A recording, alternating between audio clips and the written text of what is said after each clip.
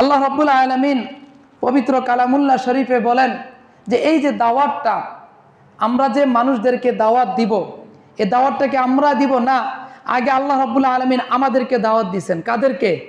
আমাদেরকে দাওয়াত দিয়েছেন। দাওয়াত দিয়ে আল্লাহ তাআলা শিখাইছেন যে আমি তোমাদেরকে দাওয়াত দিলাম, এখন তোমরা অন্যদেরকে দাওয়াত দাও। কেমন?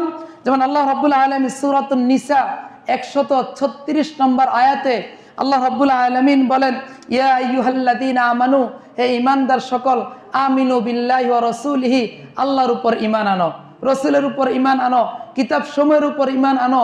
এই নবীর পূর্ববর্তী যত কিতাব এসেছে সেই কিতাবগুলোর উপরও তোমরা ঈমান আনো। দাওয়াত কে দিচ্ছেন? আল্লাহ। ঈমানের কিতাবের প্রতি ঈমান আনতে বলছে, কোরআনের প্রতি ঈমান আনতে বলছে, রাসূলদের প্রতি ঈমান আনতে বলছে, ফেরেশতাদের প্রতি ঈমান আনতে বলছেন। তো দাওয়াত তো এটাই। নামাজ পড়া, নামাজ কার জন্য? আল্লাহর জন্য। আমি একটা নেকের কাজ করলাম, এটা কার জন্য? এইটাই। আল্লাহ তাআলা প্রথম আমাদেরকে বলতেছেন।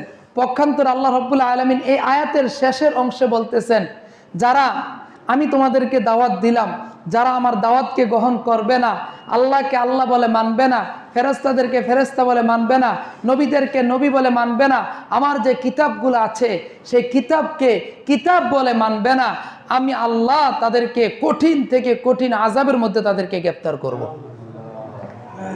তাদেরকে আমি ধ্বংসপ্রাপ্ত অভিশপ্ত হিসাবে আমি সাব্যস্ত করব।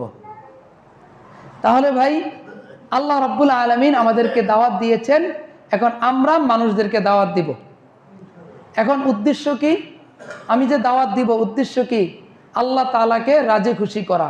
যেমন আল্লাহ রাব্বুল আলামিন সূরাতুল আনআম 162 নম্বর আয়াতে আল্লাহ রাব্বুল আলামিন বলেন, ইন্না সলাতি ওয়া নুসুকি ওয়া মাহইয়ায়া ওয়া মামাতি লিল্লাহি রাব্বিল আলামিন।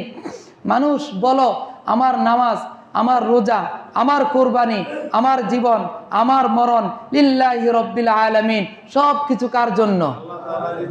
আল্লাহ তাআলার জন্য।